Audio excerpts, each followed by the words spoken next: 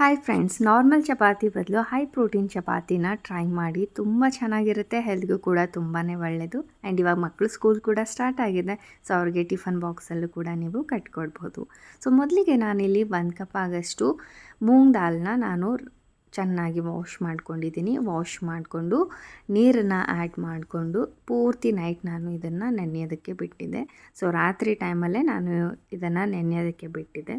So morning ಎದ್ದ ತಕ್ಷಣ ನಾನು ನಿಮಗೆ ತೋರಿಸ್ತಾ ಇದ್ದೀನಿ ನೋಡಿ, ತುಂಬ ಚೆನ್ನಾಗಿ ಎಲ್ಲ ನೀರೆಲ್ಲ ನುಂಗ್ಕೊಂಡಿದೆ ಆ್ಯಂಡ್ ಮೆತ್ತಗಾಗೋಗ್ಬಿಟ್ಟಿದೆ. ಸೊ ಇವಾಗ ಒಂದು ಮಿಕ್ಸಿ ಜಾರನ್ನ ತೊಗೊಂಡ್ಬಿಟ್ಟು ಈ ಎಲ್ಲ ಹೆಸರು ಕಾಳನ್ನು ನಾವು ಮಿಕ್ಸಿ ಜಾರ್ ಒಳಗಡೆ ಆ್ಯಡ್ ಮಾಡ್ಕೊಳ್ಬೇಕು.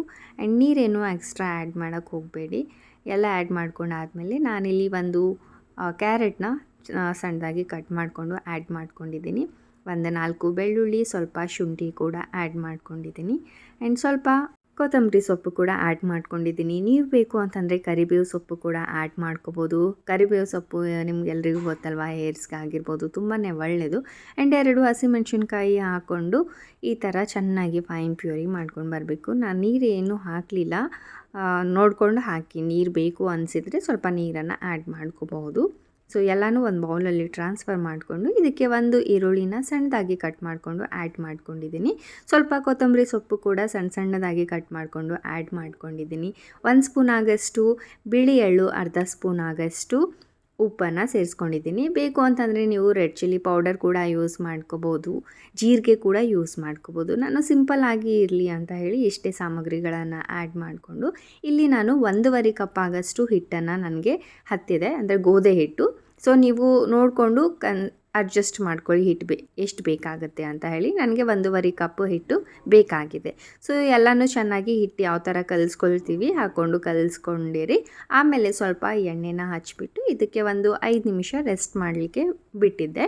ಸೊ 5 ನಿಮಿಷ ಆದಮೇಲೆ ನೀವು ನೋಡ್ಬೋದು, ಅಗೇನ್ ಒಂದ್ಸಲ ಚೆನ್ನಾಗಿ ನಾದ್ಕೊಂಡಿದ್ದೀನಿ. ಆ್ಯಂಡ್ ಸ್ವಲ್ಪ ಉಂಡೆನ ತೊಗೊಳ್ಳಿ.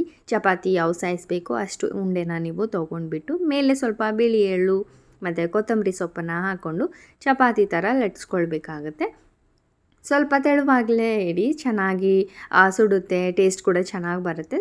ಆದಷ್ಟು ಸ್ವಲ್ಪ ತೆಳುವಾಗಿ ಮಾಡಿ. ಆ್ಯಂಡ್ ಇದಕ್ಕೆ ನಾನು ಬಿಳಿ ಎಳ್ಳು ಹಾಕಿದ್ದೀನಿ. ಆ್ಯಂಡ್ ಇನ್ನೊಂದು ನೀವು ಕಪ್ಪು ಎಳ್ಳಿರುತ್ತಲ್ಲ ಅದು ಕೂಡ ಹಾಕ್ಬೋದು, ಇಲ್ಲ ನೀವು ಪ್ಲೇನ್ ಹಾಗೆ ಮಾಡ್ಕೋತೀವಿ ಅಂತರೂ ಕೂಡ ಹಾಗೆ ಮಾಡ್ಕೋಬೋದು. ಸೊ ಈ ಥರ ನೀವು ನೋಡ್ಬೋದು. ನಾನಿವಾಗ ಇದು ತುಂಬ ತೆಳುವಾಗಿ ಮಾಡ್ಕೊಂಡಿದ್ದೀನಿ. ಕಾಯ್ದಿರುವ ಹಂಚ ಮೇಲೆ ಸ್ವಲ್ಪ ಎಣ್ಣೆನ ಹಾಕಿಬಿಟ್ಟು ಒರೆಸ್ಬಿಟ್ಟು ಈ ಒಂದು ಚಪಾತಿನ ಹಾಕ್ಕೊಂಡು 2 ಕಡೆ ಸ್ವಲ್ಪ ಎಣ್ಣೆ ಅಥವಾ ತುಪ್ಪ ಏನು ಬೇಕೋ ಅದನ್ನು ಹಚ್ಕೊಂಡು ನೀವು 2 ಕಡೆ ಚೆನ್ನಾಗಿ ಸುಟ್ಕೊಳ್ಬೇಕಾಗತ್ತೆ ಅಷ್ಟೇ. ಆ್ಯಂಡ್ ಇದು ನೀವು ಮೊಸರು ಇದ್ದರೂ ಸಾಕು, ಮೊಸರು ಜೊತೆ ಅಂತೂ ಪರ್ಫೆಕ್ಟ್ ಕಾಂಬಿನೇಷನ್ ಅಂತಲೇ ಹೇಳ್ಬೋದು. ಮೊಸರಿಲ್ಲ ಮಕ್ಕಳಿಗೆ ಅಂತಂದರೆ ನೀವು ಟೊಮೆಟೊ ಸಾಸ್ ಕೂಡ ನೀವು ಹಚ್ಕೊಡ್ಬೋದು. ಆ್ಯಂಡ್ ಲಾಸ್ಟ್ ವಿಡಿಯೋದಲ್ಲಿ ನಾನು ಬೆಲ್ಲ ಹಾಕಿ ಯಾವ ರೀತಿಯಾಗಿ ಟೊಮೆಟೊ ಸಾಸ್ ಮಾಡೋದು ಅಂತ ಹೇಳ್ಕೊಟ್ಟಿದ್ದೀನಿ. ಸೊ ನೀವು ಆ ವಿಡಿಯೋ ನೋಡಲಿಲ್ಲ ಅಂತಂದರೆ ನೋಡ್ಕೊಳ್ಳಿ. ಹಾಗೆ ಚಾನಲ್ನ ಸಬ್ಸ್ಕ್ರೈಬ್ ಮಾಡ್ಕೊಳ್ಳಿ, ಸೊ ದ್ಯಾಟ್ ನಿಮಗೆ ಇದೇ ಥರ ಹೆಲ್ದಿ ರೆಸಿಪೀಸ್ಗಳು ನನ್ನ ಒಂದು ಯೂಟ್ಯೂಬ್ ಚಾನಲಲ್ಲಿ ನಿಮಗೆ ನೋಡೋದಕ್ಕೆ ಸಿಗುತ್ತೆ. ಸೊ ಫ್ರೆಂಡ್ಸ್, ಇದು ಸೆಕೆಂಡ್ ಚಪಾತಿ. ಇದಕ್ಕೆ ನಾನೇನು ಹಚ್ಚಲಿಲ್ಲ, ನಾರ್ಮಲ್ ಹಾಗೆ ಮಾಡಿದ್ದೀನಿ. ಸೊ ರೆಸಿಪಿ ಇಷ್ಟ ಆದರೆ ಲೈಕ್ ಮಾಡಿ. ಬಾಯ್ ಬಾಯ್.